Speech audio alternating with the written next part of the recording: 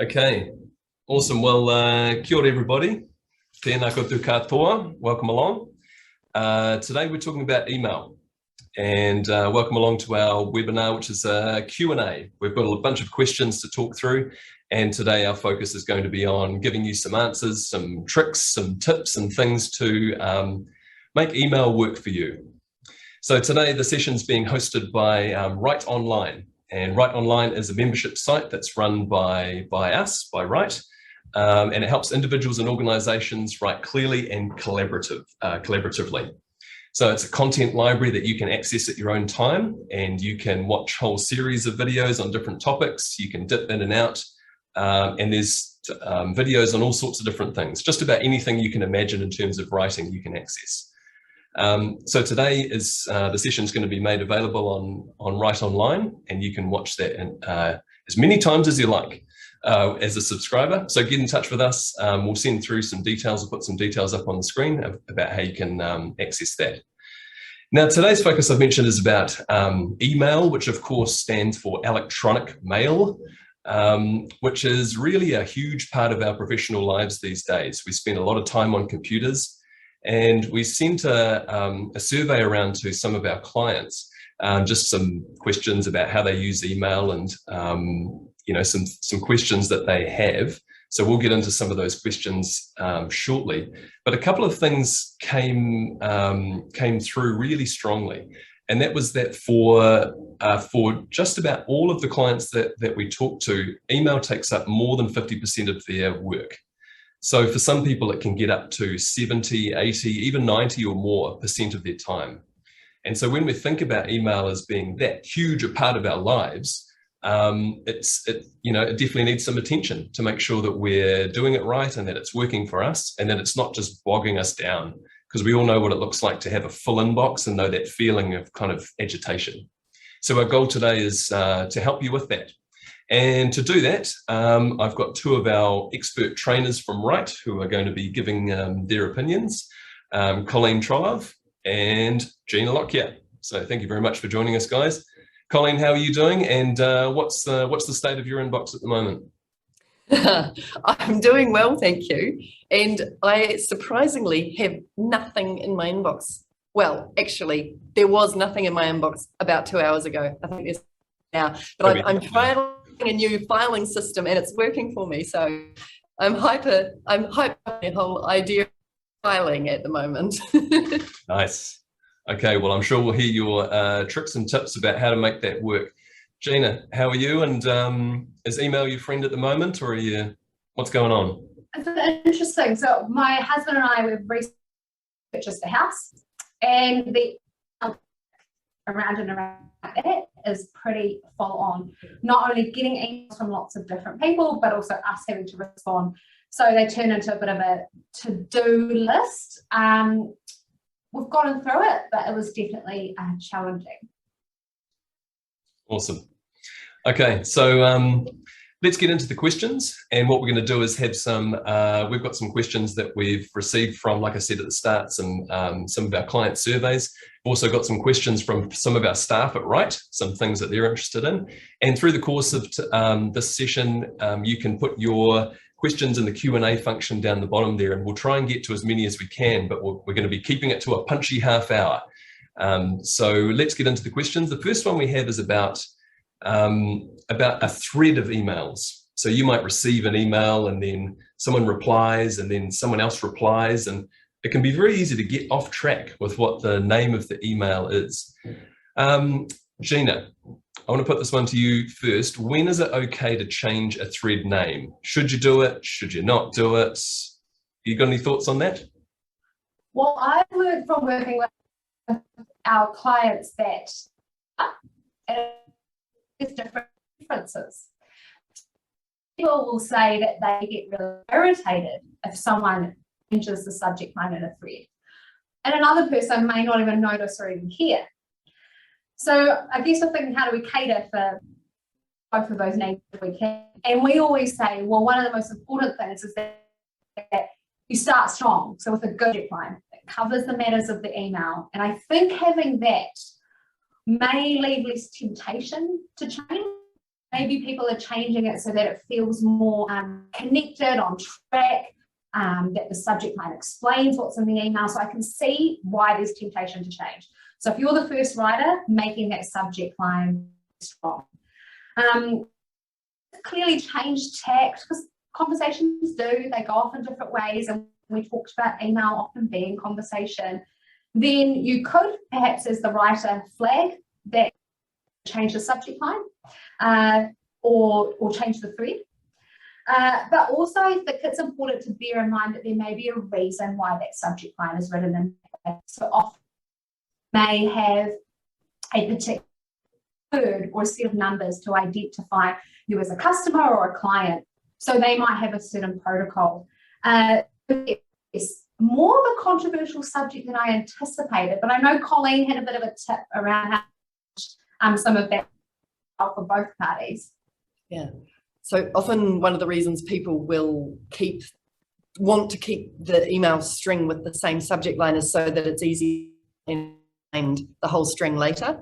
So if a person's written a short, rather helpful subject line, by all means keep their words, but add more. So add a dash or a colon, a few words that describe where things are up to now. That way it still can be filed, it still can be found, but your email line that produced is more specific and accurate.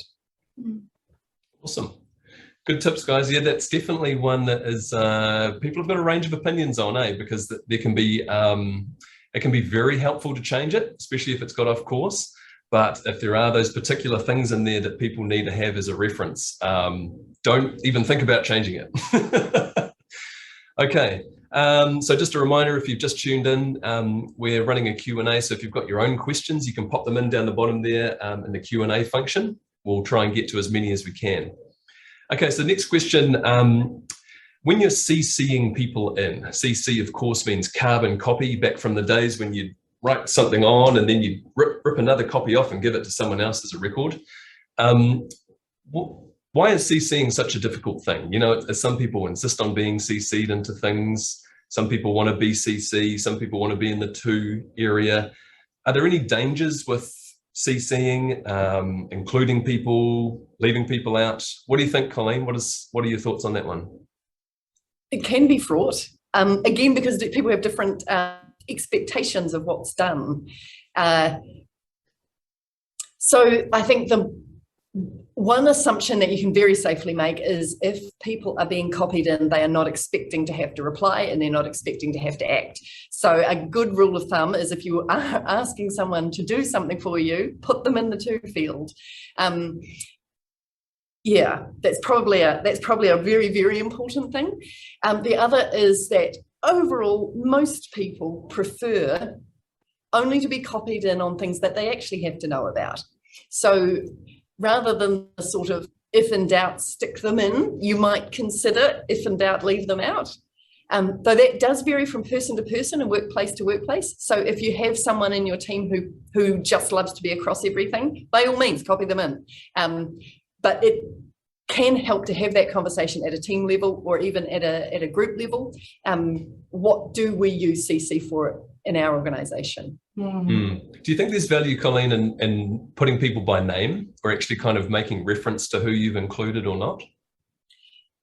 I do that for formal situations, or where I think someone in the to field might think, why has she included so-and-so?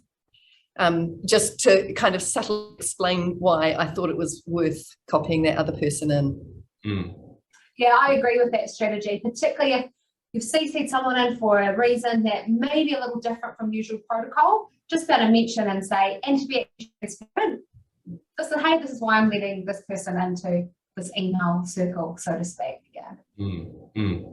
Nice one. Okay, right. So one thing that's important, I think, to think about is whether we should be using email at all. You know, sometimes you get those requests via an email and you just think, is this really, should I be receiving an email about this? Are there times where we shouldn't be emailing at all?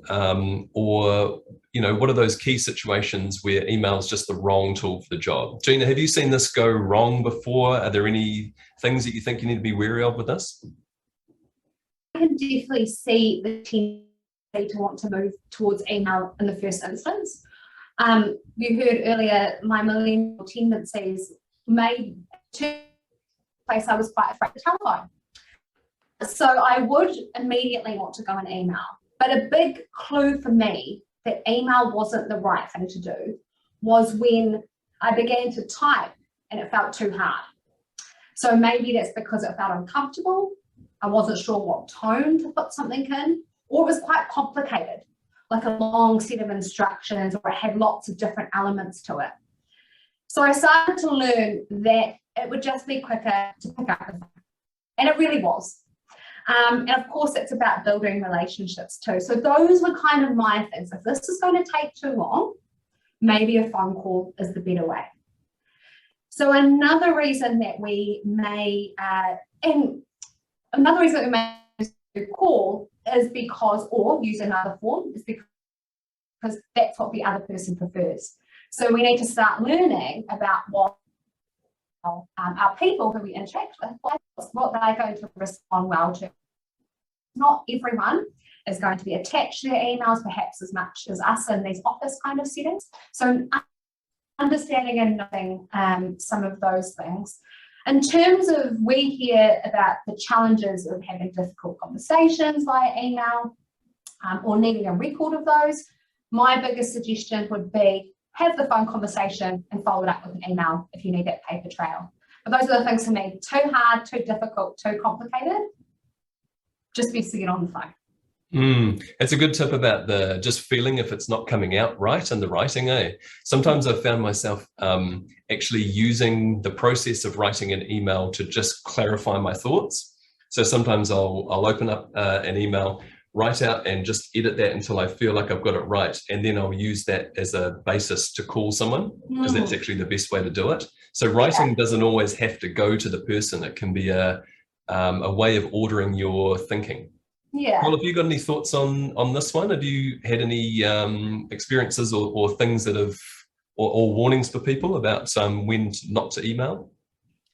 No, I think Gina covered it beautifully. The idea of urgency and complication are usually the two reasons I have for calling. Yeah. Nice. Okay. We have some really good blog posts on our website that sort of discuss the different dynamics and why you might email or not, and talk you kind of through, answering that question for yourself. So those are really useful as well. Nice. Cool. Okay. This is a little bit of a segue. I'm going to try and, keep this running smoothly question to question. And we talked about whether if something is urgent or, needs a response now.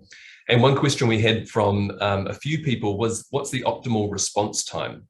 Some people, you send them an email and you get something back within about a minute or two and they've got a response. And that that shows that they're on, they're there. But maybe the cost is that they haven't thought things through fully. Whereas sometimes you can, go for weeks and then someone will actually respond then. And that's not, that's not helpful either. So, Colleen, do you have any is there any consensus on this? Does it depend on the email? What would you say? I'd say there is a zone where a couple of days I'd be expecting a response from people. I think this is where the out of office reply can be well used. So I really appreciate it when people have an out of office reply, and I know I'm not going to hear from them for a couple of days.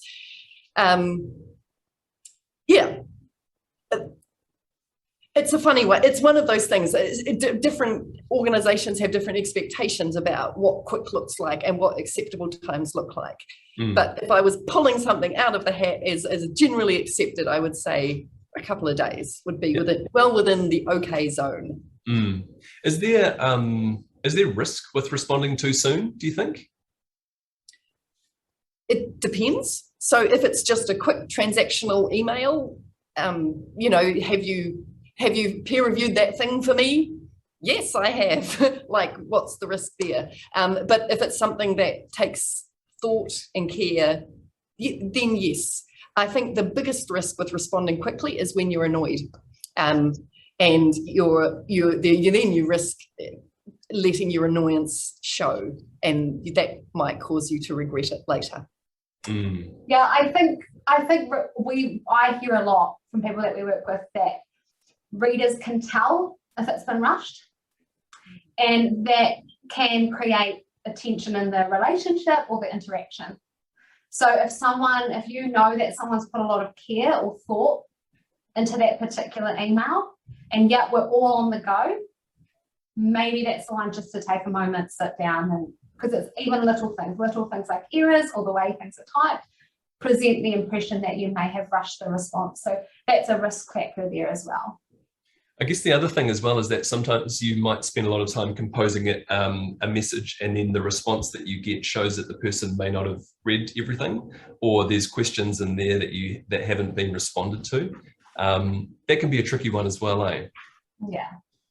Hey, we've got a question from a viewer. Thank you very much. No, please excuse me. I'm going to have my best go at your name. Is it Karen or Karen? Has asked, Colleen, you mentioned about your new filing system for your email. Can you give us the greatest hits of your filing tips for us? Okay, so I have renovated my filing system to match what I actually do at work. So I find in my head, my job is broken into the training work I do and the other work I do. So I have two major filing chunks, and then subsets under that. Within my training work, I do in-house, I do public, I do coaching. They go there. And then, so I've basically just broke it down based on task. That works for my brain. But I think what is working about it is I really thought about it, and I thought of everything I do, is there somewhere for everything? And it's working so far. So yeah, hopefully you can translate that into what would work in your situation. Nice. Okay, Gina, why don't people finish reading emails? One of the things that we saw when people responded was that they're only giving emails about 2 or 3 seconds before they either just go, not for me, or whatever reason. Can you give us a little insight into why is that? Yeah, so this can often feel quite hurtful or annoying to the writer. You hear, oh, they didn't read the whole thing. I can't believe they missed that. Where's the care and effort? But I invite you to put yourself into the reader's shoes, because when you think about how we're looking at our emails, it's on our phone, maybe in the middle of a meeting, or on the bus, or while we're distracted by other things. This is often when these emails are coming through. So even the space in which we're engaging emails means that we're not always 100% switched on, sort of pull from the detail. But there are also things that can be off-putting. So we're working at this pace, and when people receive emails, and we saw this in the surveys, the survey answers that we got before this live, that people didn't know whether the email was relevant for them, they couldn't connect with the email, they didn't know what it was for. That was also off-putting. And so some people are searching for meaning and it's not happening, or it's taking too long. Yes, we want everything instantly, we want it now. That was also stopping people from getting to the end or finding that place of relevance for them. So if there's too much detail, and if it's not clear why they received the email or what they need to do, I can unfortunately see why people end up switching off a bit, which is really challenging for the writer who's expressed these messages. Any thoughts on that, Cole? Anything you want to add? No, I think that was lovely, Gina. Thanks. Nice. Yeah, and it's very easy for us to blame the reader, isn't it? You know, it's so it's just so common to hear, and it really is on us as writers, if we've got something to say it as plainly and clearly as we possibly can. And I think it is the advice of our time is to be kind, and I think a bit of kindness to your reader goes a long way. Cole, can you give us a couple of specific strategies to do what Gina suggested? Like, how do you help people to connect with an email? What are some strategies that you can use? Okay, So one we've already covered was the idea of a useful subject line. So my personal rule of thumb is at least 4 words in a subject line, because that gets me beyond the topic to actually covering a sense of the purpose in the subject line as well. And then within the body, if you've come on any of our workshops, you will have heard somebody say MADE. And to me, this is a foolproof structure for having content in an email work for a reader. So the M stands for main message. So ideally that goes first, and ideally in one sentence. That's another sort of little mental red flag for yourself if you can't say the message yet in one sentence. Just think a little bit more before you start typing. So main message, then action. What is it that you're actually asking for? It's really natural to save that up, to write at the end, but by putting it higher up, the reader actually knows, and then they have a sort of a lens through which to interpret the rest of your email. So the rest of it is the details, which is anything any normal person wants to know once you've told them the main message and the action. And finally, you don't always need it, but sometimes extra information to keep everything together. Or if you know you're writing to a large group of people and a subset of your audience might need a particular thing, that would be the place to put it. Nice. The MADE structure. Mm-hmm. What a goer. Great. Okay. Let's get into a couple of viewer questions. This is very conveniently, 2 people have asked a very similar question. So I'm interested on either of your thoughts on this one. We've got questions from Garrick, thank you, and Igor. They are asking about, when someone puts a series of questions or a series of points, and then you want to respond to them, what's the best way to do that? Should you put the answer in underneath and use a color? Should you bold it? Is it a new email? Any advice or thoughts on this one? I guess this kind of goes back to our thread discussion, doesn't it? About how, when does it become something different? Gina, do you want to give some thoughts on that one? Yeah, so I can see the questions here, and it's really about, commenting or responding to those specific points. It is most helpful when you really take everyone by the hand and you say, this is the part that I'm responding to. I'm responding to this comment that you made, or I'm giving comment or editing this part of your email or response. So actually really being clear with your intention of what you're doing is probably, I could say Igor's question here is probably, well, to me, more useful than things like different font colors or bullet points or bold, because those are quite intense on the eye, but can also be misinterpreted. So it's really helpful for me when people really spell out what they're commenting on, and what they're doing, rather than letting things like font colors do the job for them. So that's my one sort of on the top tip, just taking people by the hand in terms of those changes. Cole, any thoughts on that one? Yeah. I wouldn't say it's a never do to say I've put my responses below in bold, but sometimes you find that the responses are not quick. Like if they're not yes, no, maybe type responses, that's when I would start to create my own email with my own subheadings, and I'd aim to make sure each of my subheadings in some way mirrored the concepts in their questions, so that I was writing on my own terms rather than having to fit my content into their structure. Is this one of those instances as well where if people have quite a laundry list of questions that they want to get through, that it could be not the best use of email, where you might say, is it possible for me to talk through a few things with you, or can we set up a meeting where we can discuss those points? That might be something just to think about. Is email the best way to deal with a big list of questions where you want responses? I guess it's different where people give you their responses, even though you didn't intend that. And so thank you, Garrick and Igor, for your questions. Hopefully that gives you some stuff to ponder about. Now we've got only about 5 minutes left. So if you're watching and you have a question, something you really want to know about email, pop it in the Q&A thread down the bottom there. And in the meanwhile, we'll get onto our next question that was submitted earlier. Gina, a few people mentioned about that email's kind of a little bit more of a casual thing these days. You don't have to, you don't have to take as much care maybe.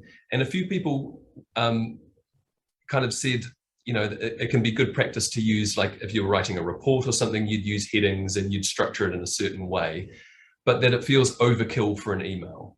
Is that right? Like, is it overkill? So I'm a massive fan of headings, even if it is more of not a formal interaction, perhaps not a report, but in particular, when you're covering quite a large amount of topics, or you have a fair few main messages. We love headings because they signpost our messages to the reader.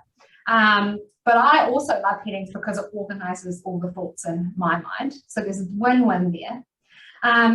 One of the great things about headings too is that you can use headings to show that you've heard and that you're responding to people's various inquiries. So you use headings to show that you've also answered perhaps a series of questions. And we often deal with and work with people who are going back and forth perhaps with customers or clients. So headings can be used as a way to show you've addressed all of their points and to show that you've got a logical argument. For some emails where there might be one main message, maybe not. But certainly in terms of presenting a lot of different subject matters or answering a lot of questions, I think headings are a big win. Showing what you're trying to say, even if that person doesn't read the whole thing, you've given them a chance for that stuff to stand out. Mm-hmm.